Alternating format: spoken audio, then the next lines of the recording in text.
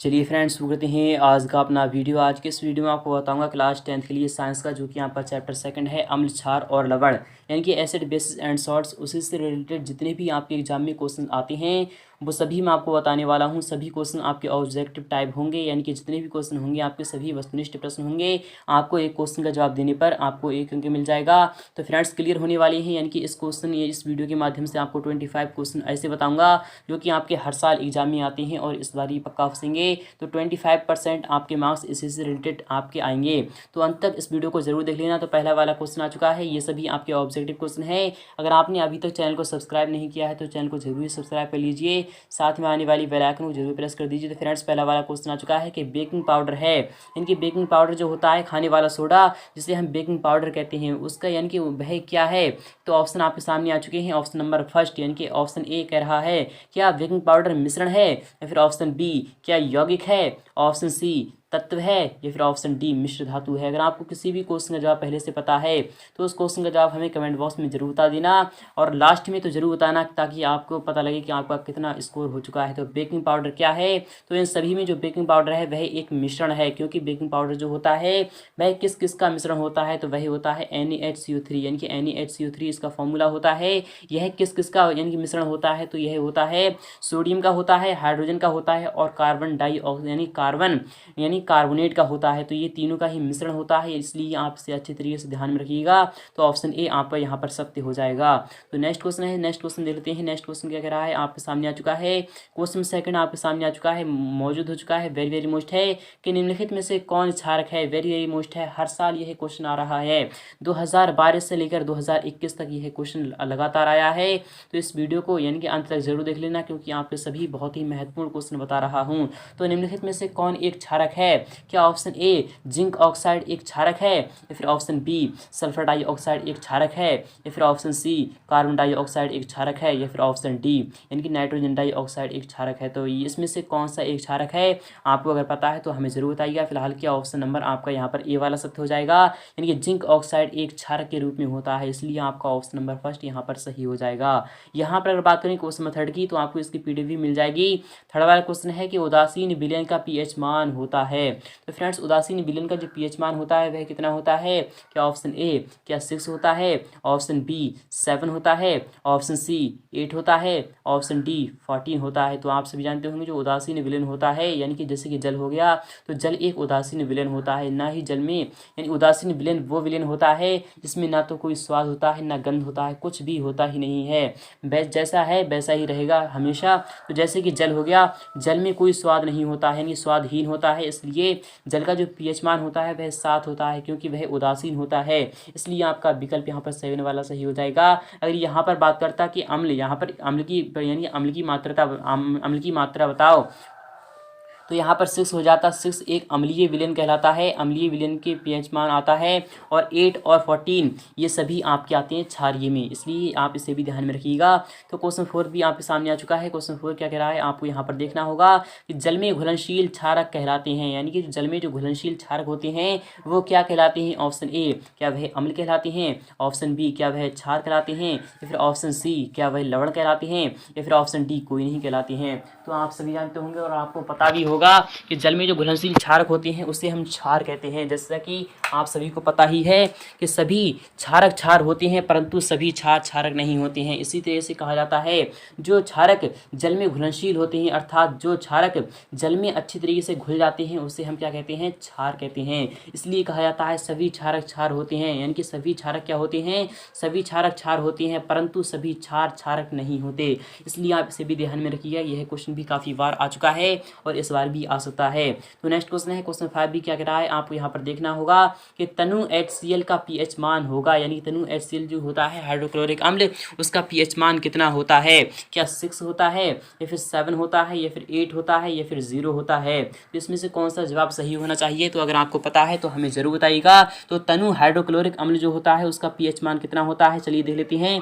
Option number D यानी कि 0 होता है, क्योंकि तनु हाइड्रोक्लोरिक अम्ल एक ऐसा एसिड है जिसका पीएच मान 0 होता है और यह सबसे ज़्यादा तेज होता है, यानी कि बहुत तेज होता है। जहाँ डालो वहाँ पर जलाकर राख कर दे, इसलिए ऑप्शन नंबर डी आपको यहाँ पर सत्य हो जाएगा। यहाँ पर अगर बात करें क्वेश्चन 6 की, तो क्वेश्चन 6 भी आपका मोस्ट है कि धातु के ऑक्साइड होते हैं, यानी कि जो धातु के ऑक्साइड होते हैं वह कैसे होती हैं। ऑप्शन ए क्या वह अम्ल होती हैं, ऑप्शन बी क्या वो क्षारक होती हैं, या फिर ऑप्शन सी लवण होते हैं, या फिर ऑप्शन डी कोई नहीं होती हैं। तो धातु की जो ऑक्साइड होते हैं वह क्या होते हैं, अम्ल होते हैं, क्षारक होते हैं, लवण होते हैं, या फिर कोई नहीं होते हैं। यानी कि जो जिंक ऑक्साइड हो गया, मान लो जिंक ऑक्साइड हो गया, क्या वह क्षारक में आएगा, तो हाँ क्षारक में भी आ सकता है और लवण भी आ सकता है। तो आपका यहाँ पर ऑप्शन कौन सा होना चाहिए, तो ऑप्शन बी हाँ वो क्षारक होती हैं। मैंने अभी भी आपको बताया है क्योंकि जिंक ऑक्साइड एक क्षारक होता है और ये धातु के ऑक्साइड भी है, इसलिए आपका विकल्प यहाँ पर बी वाला सत्य हो जाएगा। यहाँ पर बात करें क्वेश्चन 7 की, तो क्वेश्चन 7 भी आपका मोस्ट है कि निम्नलिखित में से कौन एक अम्ल है, यानी कि इसमें से आपको बताना होगा कौन सा एक अम्ल है। क्या ऑप्शन ए कैल्शियम ऑक्साइड एक अम्ल है, या फिर ऑप्शन बी पोटेशियम हाइड्रोक्साइड एक अम्ल है, या फिर ऑप्शन सी सोडियम क्लोराइड एक अम्ल है, या फिर ऑप्शन डी हाइड्रोक्लोरिक एक अम्ल है। तो आप सभी जानते होंगे कि हाइड्रोक्लोरिक अभी भी बताया गया है, HCl जो होता है वह एक अम्ल होता है, क्योंकि HCl हाइड्रोक्लोरिक अम्ल ही दर्शाता है। HCl यानी कि HCl हाइड्रोक्लोरिक अम्ल, अर्थात इसका अगर pH मान की बात करें तो 0 मैंने अभी भी आपको बताया है। बहुत ही तेज होता है, जहाँ पर गिर जाए या फिर जहाँ पर अगर जिस्म पर भी टच हो जाए तो जलाकर राख कर दे। तो क्वेश्चन नंबर 8 देखते हैं। क्वेश्चन नंबर 8 भी आपके सामने आ चुका है, मोस्ट है, हर साल फंसता है, यह मैंने पिछली वीडियो में बताया था। यह क्वेश्चन वेरी वेरी मोस्ट है कि सिल्वर क्लोराइड यानी कि AgCl का रंग क्या होता है। तो आप सभी जानते होंगे जैसे कि चांदी होती है, चांदी कैसी होती है। ऑप्शन नंबर ए क्या चांदी श्वेत होती है यानी कि सफ़ेद होती है, या फिर ऑप्शन बी क्या पीली होती है, या ऑप्शन सी क्या हरी होती है, ऑप्शन डी क्या वह काली होती है। तो आप सभी जानते होंगे सिल्वर क्लोराइड यानी कि AgCl, तो वह आपको यानी कि सफ़ेद मिलेगी। जब भी चांदी को आपने देखा होगा तो वह सफ़ेद होती है, इसलिए आपका ऑप्शन नंबर यहाँ पर ए वाला सत्य हो जाएगा। यहाँ पर अगर बात करें क्वेश्चन नंबर 9 की, तो क्वेश्चन नंबर 9 भी यहाँ पे सामने आ चुका है, वेरी वेरी मोस्ट है कि इनमें से कौन सबसे अधिक अम्लीय होता है। यानी सबसे अधिक अम्लीय की बात करें तो ऑप्शन ए pH = 1 होता है, ऑप्शन बी pH = 5 होता है, ऑप्शन सी pH = 8 होता है, ऑप्शन डी pH = 10 होता है। तो आपको पता होगा 7 से जो अधिक होता है वो तो अम्लीय नहीं होता है, वो तो क्षारीय होता है, इसलिए ये तो नहीं हो सकते। तो इस तरीके से पहरा होता है, यानी कि इस तरीके से यहाँ से होता है, यानी कि 0 1 2 3 4 5 6, यहाँ पर 7 आता है, फिर यहाँ पर 8 9 10, यहाँ पर तो ये तो क्षारीय होता है, बट ये होता है अम्लीय। तो सबसे ज़्यादा क्षारीय जो होता है, जो इधर को जितना ही बढ़ेगा उतना ही क्षारीय आएगा। तो यहाँ पर 1 दिया जा रहा है, इसलिए ऑप्शन नंबर आपका पहला वाला यहाँ पर सत्य हो जाएगा, क्योंकि 1 सबसे ज़्यादा अधिक अम्लीय होता है। ऑप्शन ए आपका यहाँ पर सत्य हो जाएगा। तो क्वेश्चन नंबर 10 भी देख लेते हैं, मोस्ट है कि निम्नलिखित में से कौन एक लवण है। आपको इसमें से बताना होगा कि कौन सा एक लवण है। ऑप्शन ए क्या हाइड्रोक्लोरिक अम्ल, यानी कि हाइड्रोक्लोरिक क्या यह लवण है, नहीं, हाइड्रोक्लोरिक एक अम्ल होता है। ऑप्शन बी क्या सोडियम क्लोराइड एक लवण है, या फिर ऑप्शन सी ये सोडियम हाइड्रोक्साइड एक लवण है, ऑप्शन डी पोटेशियम हाइड्रोक्साइड एक लवण है। तो आप सभी को पता होगा कि सोडियम क्लोराइड जो है वह एक लवण है, क्योंकि सोडियम क्लोराइड जो है NaCl यानी कि इसमें धातु और अधातु दोनों हैं, इसलिए यह एक लवण है। ऑप्शन नंबर बी आपका यहाँ पर सत्य हो जाएगा। तो नेक्स्ट क्वेश्चन लेते हैं, क्वेश्चन 6 भी यानी क्वेश्चन आपका 11 भी मोस्ट है, हर साल फंसता है। सल्फ्यूरिक अम्ल का अणुसूत्र क्या होता है। तो आप सभी जानते होंगे H2SO4 जो होता है वो सल्फ्यूरिक एसिड होता है, यानी कि सल्फ्यूरिक एसिड होता है। ऑप्शन नंबर बी आपका यहाँ पर सत्य हो चुका है। ऑप्शन ए H2S2 यानी कि O2, यह तो रॉन्ग हो जाएगा, ये भी रॉन्ग हो जाएगा, ये भी रॉन्ग हो जाएगा। बट H2SO4 जो होता है बस यानी कि शुद्ध प्योर यानी कि फॉर्मूला होता है H2SO4, वही सल्फ्यूरिक एसिड होता है, इसलिए आपका ऑप्शन नंबर बी यहाँ पर सत्य हो जाएगा। यहाँ पर अगर बात करें क्वेश्चन नंबर 12 की, तो क्वेश्चन नंबर 12 भी आपका मोस्ट है, काफ़ी बार आ चुका है कि सोडियम कार्बोनेट का अणुसूत्र क्या होता है। आपको यह फॉर्मूला काफ़ी दिनों पहले से भी पता होना चाहिए, क्योंकि यह काफ़ी इंटेंस एग्जाम में आते हैं और काफ़ी कंपटीशन में भी पूछे जाते हैं कि सोडियम कार्बोनेट का सूत्र क्या होता है। तो आपको धार से बताना होगा। सोडियम कार्बोनेट का जो सूत्र होता है Na2CO3, यानी कि ऑप्शन नंबर ए में ही आपको मिल चुका है। अगर यहाँ पर बात करें ऑप्शन नंबर बी की, तो सोडियम यानी कि NaHCO3 यह किसका फॉर्मूला होता है, तो ये होता है सोडियम बाइकार्बोनेट का, अर्थात सोडियम हाइड्रोजन कार्बोनेट यानी कि खाने वाले सोडा का, यानी कि जिसे क्या कहते हैं हम बेकिंग पाउडर कहते हैं, यानी कि बेकिंग सोडा कहते हैं। तो आप इसे भी ध्यान में रखिएगा। यहाँ पर अगर बात करें क्वेश्चन यानी कि ऑप्शन नंबर सी की, ये क्या कह रहा है Na2CO2, यानी कि ये क्या होता है, तो सोडियम यानी कि सोडियम कार्बन डाइऑक्साइड, अर्थात ये किसका फॉर्मूला फॉर्मूला होता है तो सोडियम कार्बन यानी सोडियम कार्बन डाइऑक्साइड का होता है। यहाँ पर अगर बात करें ऑप्शन नंबर डी की कि NaCl क्या होता है, तो NaCl होता है आपका सॉल्ट, अर्थात ये एक लवण होता है, यानी कि यह एक नमक का फॉर्मूला है, इसलिए आप इसे भी ध्यान में रखिएगा। तो फिलहाल के ऑप्शन नंबर आपका यहाँ पर ए वाला सत्य हो जाएगा। Na2CO3 आपका ऑप्शन नंबर ए यहाँ पर सत्य हो चुका है। यहाँ पर इसी तरह से अगर बात करें क्वेश्चन नंबर 13 की, तो क्वेश्चन 13 भी आपका मोस्ट है, हर साल फंसता है, इस बार पक्का फंसेगा, काफी चांस लग रहे हैं यह क्वेश्चन आ सकता है आप एग्जाम में कि निम्न में से कौन एक आयनिक यौगिक है, यानी कि इसमें से आपको बताना होगा कि कौन एक आयनिक यौगिक है। ऑप्शन नंबर ए क्या CH4 यानी कि मीथेन एक आयनिक यौगिक है, या फिर ऑप्शन बी CO2 यानी कार्बन डाइऑक्साइड एक आयनिक यौगिक है, या फिर ऑप्शन सी CaCl2 यानी कैल्शियम क्लोराइड एक आयनिक यौगिक है, या फिर अमोनिया यानी कि NH3 एक आयनिक यौगिक है। तो आप सभी जानते हो क्वेश्चन 13 का जो आपका सही जवाब होगा तो वह कौन सा होगा। ऑप्शन नंबर सी आपका यहाँ पर सत्य हो चुका है, CaCl2 एक आयनिक यौगिक है। तो फ्रेंड्स क्वेश्चन 14 भी आ चुका है, आप सामने ही मोस्ट है, हर साल फंसता है, इस बार पक्का फंसेगा। यहाँ पर कह रहा है कि NaOH यानी कि सोडियम हाइड्रोक्साइड क्या है, तो सोडियम हाइड्रोक्साइड ऑप्शन ए क्या यह एक अम्ल है, ऑप्शन बी क्या यह क्षार है, या फिर ऑप्शन सी क्या यह लवण है, या फिर ऑप्शन डी कोई नहीं है। तो आप सभी जानते होंगे सोडियम हाइड्रोक्साइड जो होता है इसमें OH माइनस की यानी दर्शा रहा है, इसलिए यह एक क्षार है। ऑप्शन नंबर बी आपका यहाँ पर सत्य हो चुका है, आपको यह पता होगा, तो ऑप्शन बी आपको यहाँ पर करेक्ट हो चुका है। इसी तरह से अगर बात करें क्वेश्चन 15 की, तो क्वेश्चन 15 भी आपका मोस्ट है, काफ़ी बार आ चुका है कि फेरस सल्फेट क्रिस्टल का रंग होता है, यानी कि फेरस सल्फेट जो होता है, फेरस सल्फेट का आपको फॉर्मूला भी पता होना चाहिए। तो फेरस सल्फेट का जो फॉर्मूला होता है वो क्या होता है, आपको कमेंट बॉक्स में देना होगा। ऑप्शन ए क्या वह सफ़ेद होता है, ऑप्शन बी क्या वह हरा होता है, ऑप्शन सी क्या वह लाल होता है, फिर ऑप्शन डी क्या वह भूरा होता है। तो फेरस सल्फेट जो होता है वह क्या होता है, तो ऑप्शन नंबर बी यानी कि वह एक हरा विलेन होता है, इसलिए आपका विकल्प यहाँ पर बी वाला सत्य हो जाएगा। यहाँ पर अगर बात करें क्वेश्चन 16 की, तो क्वेश्चन 16 आ चुका है, आप सामने है कि जल का pH होता है, यानी जल का pH मान जो होता है वह कितना होता है। जैसा कि मैंने शुरू वीडियो में बताया था कि जल का जो pH मान होता है उसमें कोई भी स्वाद नहीं होता है, इसलिए ऑप्शन नंबर बी यानी कि 7 होता है। वह क्योंकि उदासीन होता है, इसलिए आपका विकल्प यहाँ पर बी वाला सत्य हो जाएगा। यहाँ पर इसी तरह से अगर बात करें क्वेश्चन 17 की कि निम्नांकित में से कौन एक अम्ल है, इसमें से आपको बताना होगा कि कौन सा एक अम्ल है। ऑप्शन ए क्या कैल्शियम ऑक्साइड एक अम्ल होता है, या फिर ऑप्शन बी पोटेशियम हाइड्रोक्साइड एक अम्ल होता है, या फिर ऑप्शन सी हाइड्रोक्लोरिक एक अम्ल होता है, या फिर Na2 यानी कि सोडियम ऑक्साइड क्या यह एक अम्ल होता है। तो आप सभी जानते होंगे और आपको पता भी होगा कि हाइड्रोक्लोरिक एक अम्ल होता है जिसका pH मान 0 होता है, आपको इसको भी ध्यान में रखना है।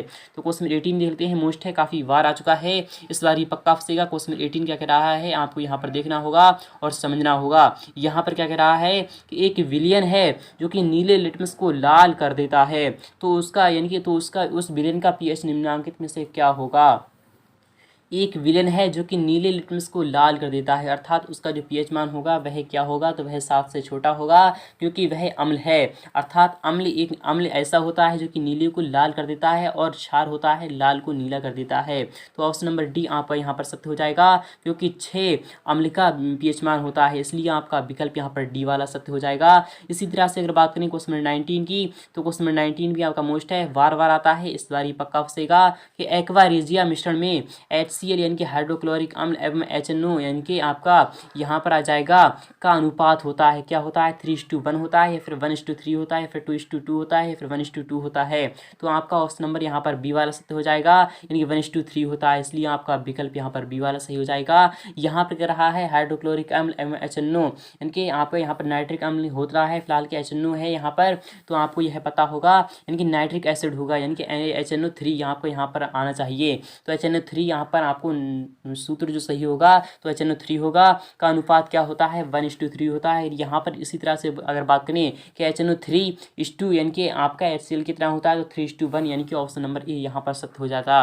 फिलहाल के ऑप्शन नंबर बी आपका यहाँ पर राइट हो जाएगा। इसी तरह से अगर बात करें क्वेश्चन 20 की, तो क्वेश्चन 20 भी आपका मोस्ट है, काफ़ी बार आ चुका है, इस बार ही पक्का फंसेगा। यहाँ पर कह रहा है कि निम्नलिखित में से pH का यानी कि pH का कौन सा मान है जो कि क्षारक विलयन का मान होता है। ऑप्शन ए क्या 2 होता है, ऑप्शन बी क्या 7 होता है, ऑप्शन सी क्या 6 होता है, ऑप्शन डी क्या 13 होता है। तो आप सभी को पता होगा यानी 13, यानी कि ऑप्शन नंबर डी में आपका यहाँ पर आ जाएगा, क्योंकि क्षारक का जो मान होता है वह 13 होता है, उदासीन का मान 7 होता है, और 2-6 तो आपका अम्ल का मान होता है, इसलिए आपका विकल्प यहाँ पर डी वाला सत्य हो चुका है। इसी तरह से अगर बात करें क्वेश्चन 21 की, तो क्वेश्चन 21 भी आपका मोस्ट है, हसार फंसता है, इस बार ही पक्का फंसेगा। क्वेश्चन 21 क्या कर रहा है, आपको यहाँ पर देखना होगा कि कोई विलेन लाल लिटमस को नीला कर देता है, यानी कि कोई भी विलेन है जो कि लाल को नीले में बदल देता है तो उसका पीएच मान जाहिर सी बात है 7 से अधिक होगा, क्योंकि वह शार होता है तो शार का मान जो होता है वह 7 से अधिक होता है।